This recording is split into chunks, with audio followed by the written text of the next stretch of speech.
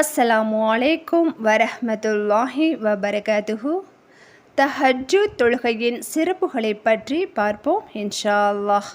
கடமையான தொழுகைக்கு பிறகு சிறந்த தொழுகை இரவு தொழுகை தஹஜ்ஜுத் ஆகும் என்று நபிகள் நாயகம் ஸல்லல்லாஹு அலைஹி வஸல்லம் அவர்கள் கூறியுள்ளார்கள். சுப்ஹானல்லாஹ். நாம் அனைவரும் ரமலான் மாதம் முழுவதும் தஹஜ்ஜுத் தொழுகையை தினமும் தொழுது வந்தோம். ஆனால் ரமலான் மாதம் முடிந்ததும் அதை விட்டுவிடுவோம். அல்லாஹ் பாதுகாத்தவர்களை தவிர. தஹஜ்ஜுத் தொழுகையால் நான் உணர்ந்ததை உங்களிடம் பகிர்ந்து கொள்ள ஆசைப்படுகிறேன். 2 நாள் தான் அந்த தொழுகையை தொடர்ச்சியாக தொழுதேன். அந்த தொழுகையின் மூலமாக அல்லாஹ் என் மனதில் ஏதோ ஒரு மகிழ்ச்சியை எனக்கு கொடுத்தான். அப்போது நான் முடிவு செய்தேன், என் நிலையிலும் தஹஜ்ஜுடைய தொழுகையை நாம் விடக்கூடாது என்று. 2 நாள் தொழுததற்கே இவ்வளவு சந்தோஷம் என்றால் வாழ்நாள் முழுவதும் தொழுதால் எப்படி இருக்கும்? சுப்ஹானல்லாஹ். சொல்ல வார்த்தைகள் இல்லை. எல்லா புகழும் நம்மை படைத்த அல்லாஹ்வுக்கே உரியது. இரவு நேரங்களில் விழித்தொழுவது சாதாரண விஷயம் இல்லை. இதை அல்லாஹ் எல்லோருக்கும் கொடுக்க மாட்டான். அல்லாஹ் தேர்ந்தெடுப்பான்.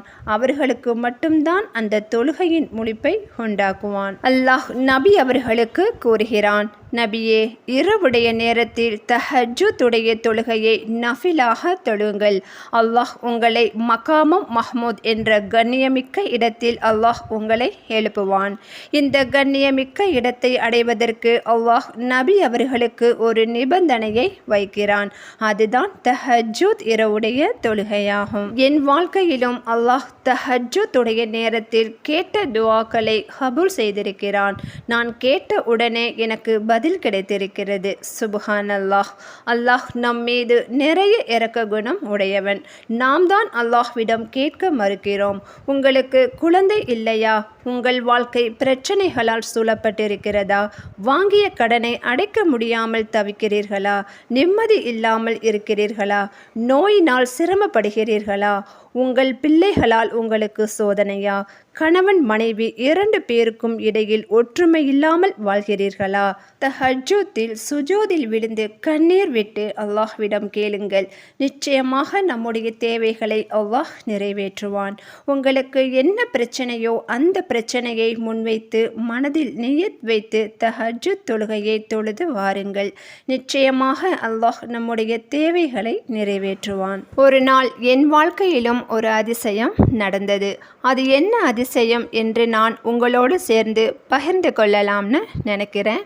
ஒரு வருஷமாக எனக்கு ஒரு விஷயத்தில் நான் நினச்சது நடக்கவே இல்லை.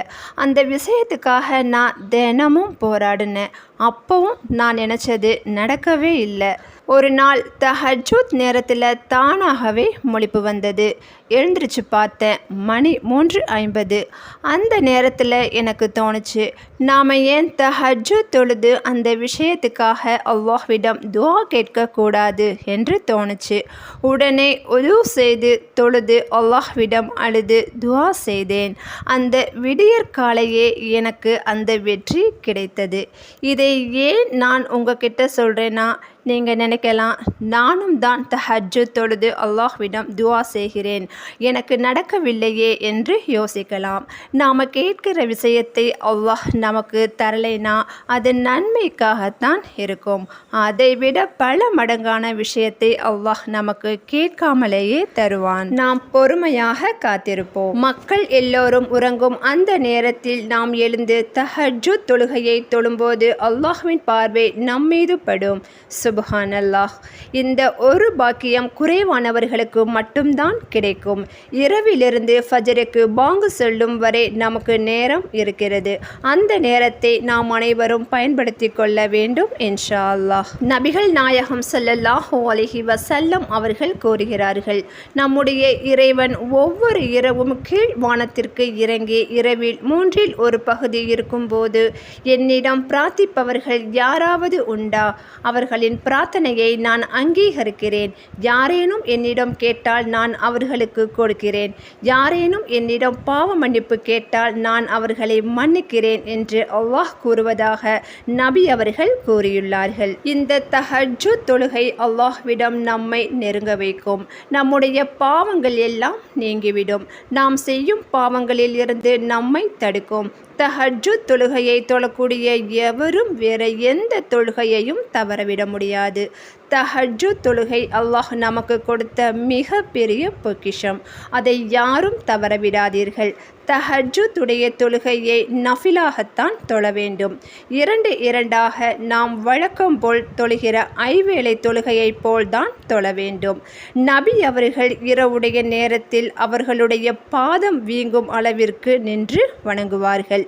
ஆயிஷா ரலியல்லாஹு அன்ஹா அவர்கள் நபி அவர்களிடம் கேட்பார்கள், அல்லாஹ்வின் தூதரே, உங்களுடைய முன்பின் பாவங்களை எல்லாம் அல்லாஹ் மன்னித்து விட்டான்.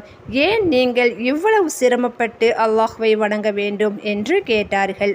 அதற்கு நபி அவர்கள் கூறிய ஒரே பதில், ஆயிஷாவே, நான் அல்லாஹ்விற்கு நன்றி உள்ள அடியானாக நான் ஆக வேண்டாமா என்று கூறினார்கள். சுப்ஹான் அல்லாஹ், என்ன ஒரு இறை தூதர் என்று பாருங்கள். அல்லாஹ் நமக்கு நிறைய அருட்கொடைகளை கொடுத்திருக்கிறான். அப்போ நாம் அல்லாஹ்விற்காக நன்றி செலுத்த வேண்டாமா? அல்லாஹ்விற்கு நன்றி கெட்டவர்களாகத்தான் நாம் வாழ்ந்து கொண்டிருக்கிறோம். அல்லாஹ் பாதுகாத்தவர்களை தவிர மோமினான எந்த ஒரு ஆணும் பெண்ணும் தஹஜ்ஜுடைய தொழுகையை விடமாட்டார்கள். உங்களுக்கு இரவில் முழிப்பு வந்தால் உடனே அல்லாஹ்வை வணங்குங்கள். அல்லாஹ் தான் உங்களை விழிக்க செய்கிறான். பிரார்த்தனை செய்யும் போது அவசரப்படாமல் பிரார்த்தனை செய்ய வேண்டும். யார் அவசரப்படாமல் பிரார்த்தனை செய்கிறார்களோ அவர்களுடைய பிரார்த்தனை தான் அங்கீகரிக்கப்படும். நாம் எல்லோருமே அல்லாஹ்வுடைய அடிமை.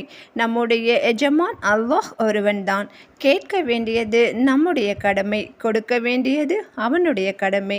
நான் கேட்டுவிட்டேன், எனக்கு கிடைக்கவில்லை என்று நிராசை அடையாதீர்கள்.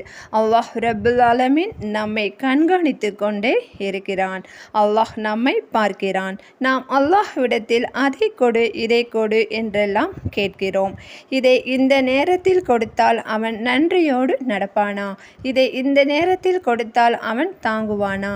இதை இந்த நேரத்தில் கொடுப்பதை காட்டிலும் இந்த நேரத்தில் கொடுப்பது தான் அவனுக்கு சிறந்தது என்று சொல்லி ஒரு தாய் குழந்தையை வளர்ப்பதை போல்தான் அல்லாஹ் நம்மை வளர்த்து கொண்டிருக்கிறான். ஆகவே பிரார்த்தனை செய்யும் போது தூய்மையான உள்ளத்தோடு இஹ்லாஸோடு அல்லாஹ்வை தவிர வேறு யாரும் நம்முடைய பாவத்தை மன்னிக்க முடியாது என்ற எண்ணத்தோடு அல்லாஹ்விடத்தில் பிரார்த்தனை செய்யுங்கள்.